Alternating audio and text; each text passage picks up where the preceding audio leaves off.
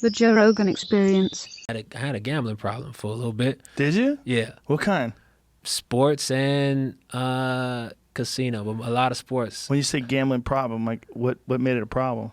What made it a problem is that it was really taking up a lot of time, and I'd never gotten to real trouble just because I was, constantly working. I had great weeks, I had bad weeks, but it was just, if you're, betting on stuff every other day or whatever, then that means you're kind of on tilt and not able to function most of the time. And this is when you were drinking a lot too. This is when I was drinking a lot too. So I was drinking and gambling together. I was drinking and gambling. Woo! And then getting up at midnight. No, that was that's quarantine sleep schedule. Oh, my okay. regular sleep schedule was, drunk stuff, 4 or 5 a.m. But how'd you kick it?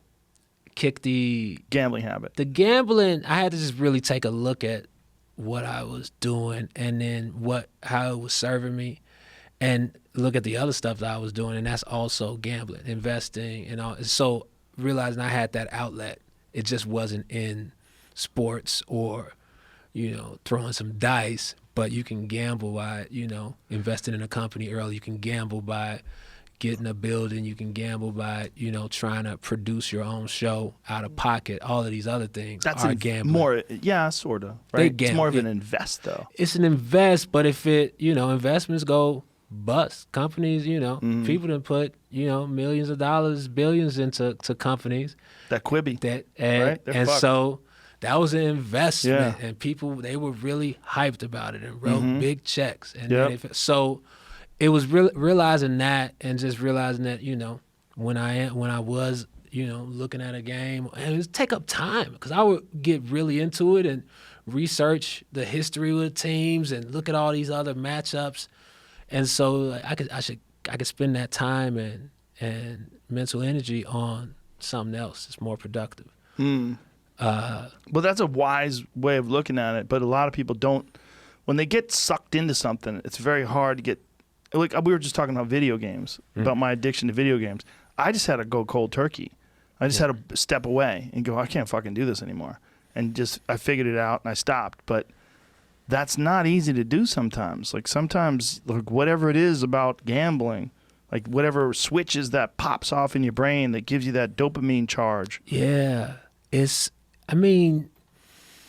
certain bets that are just super pleasurable. If you bet the total in an NBA game, if you bet over and you're there live, the total is what the two teams will score, 200 points. And you're rooting for every score. Everybody, you're just, free throws. You're like, free throws. So to have, a couple grand on a game and you're rooting for both teams live, and you're like, what's wrong with this guy? Any total score, you hockey, whatever, soccer, if the goals are over 3, then you're rooting for both teams. You don't care if it's, 2-2 or 4-0 or 54. Like that's exciting. Yeah, the over bet is super hype. Jamie, you gamble a little, right? Yeah. Yep. You gamble on fights too, right? Yeah. Sure. I would gamble on the over. It's more fun to gamble on the over under on rounds and shit too. You're like, don't hang on. Right. Yeah. Who did I'm trying to think of some memorable fights I had some money. I think I had Rumble Johnson against Texera. Oh, that was a brutal knockout. I had Rumble. I take Rumble over everybody except Cormier. Yeah. For whatever reason, Cormier's got his number. But Rumble hits anybody, they go night-night. Yeah. He's coming back. He's bored, so he's coming back. He might come back as a heavyweight. Oh, wow. He's huge now. I mean, fucking huge. Like 250, gigantic. I'll tell you my craziest gambling story. Ooh. I've told it on stage, but this is where it was really bonkers. So I was betting with a bookie, but I'll use a site, but it was, if I won, the guy would send money. He'd send a bunch of money in $500 money orders, or I would just send a PayPal, whatever, and it was like that. But the thing was that since you could just do it like that, it made it. It's like sending a text. You just do it on the site, and so it's not the same as holding the cash and betting where you really have to think about it. Is you just typed it real quick, and so you're doing these large bets. So after a while, my tolerance was, I needed more, and I was on a hot streak, and so I asked my friend for another bookie with a higher limit, because the limit on my one was like $2,000.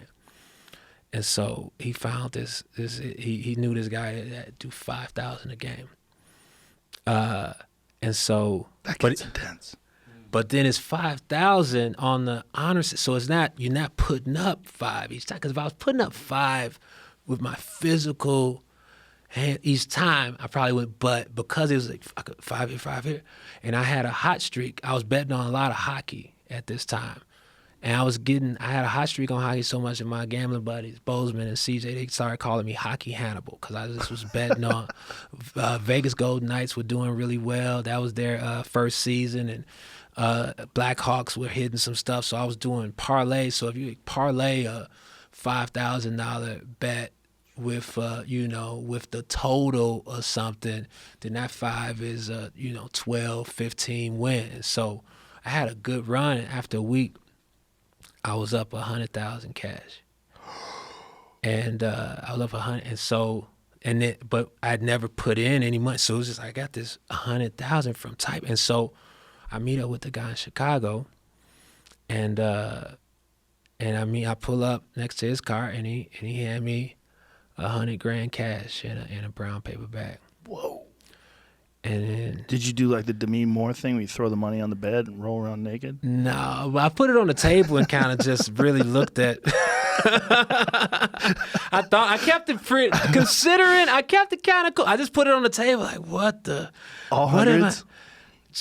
All hundreds. How big is $100,000 in all hundreds? It's not crazy. It's a lot, but it's not. It's not massive. It's not like 20s. It's a few stacks, yeah. And it was, and so because there was no real effort to get that money, I didn't value it like that. And so in my head, the gambler's mind is not happy. It's just like, it won't. And so I'm like, you know what? Let's get him for 100 more. And the next week proceeded to go down like $90,000 out of that 100. And so he starts hitting me up, hey, can I get that 90? And so I was too prideful at the time. I didn't want to give him the cash. I just we had an agreement to do PayPal on some stuff, but of course he didn't want to do PayPal for no 90. He would do PayPal for, if it was 2, 3. But I was in a zone of, I can't deal with giving this cash back. And so he's asking for, I'm PayPal, and I PayPal him the $90,000. And then he sends that shit back. So now we playing hot potato. He wants the cash. Playing internet hot potato with $90,000.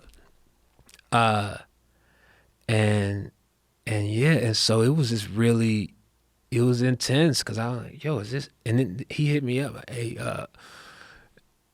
we see you gonna be in Brooklyn. Oh no. And so I puff up and just kind of say, hey, you don't want to show up to Brooklyn, dog. I gotta make sure you, like, I tried to talk some shit to get, hey man, you don't come to Brooklyn, you gonna get touched. Like, don't come to my show. You said that? Yeah, I texted it, I think, like, don't come through Brooklyn. You said you're gonna get touched? I texted. I was out of my mind. I was on tilt, man. And I was being ridiculous. Because I didn't want to welch, but I just didn't want to pay like that. And so eventually, you tried to pay. We sent it back, and he eventually just took it. But that was eventually like, he took what, the PayPal? 90 via PayPal, even though that probably was like heat. Yeah, that's bad for the taxes. That's bad for taxes or whatever. And so I actually called him this week. I was like, yo, sorry, man, I was bugging back then. Says, yo, that was poor form on my part. My bad. I don't gamble no more. Sorry to put you through that and bring heat on you, and it wasn't. But that was the wildest one, man. Where I was like, it just had me in a real irrational zone. My friend Dana. Delete all that. No. My friend Dana.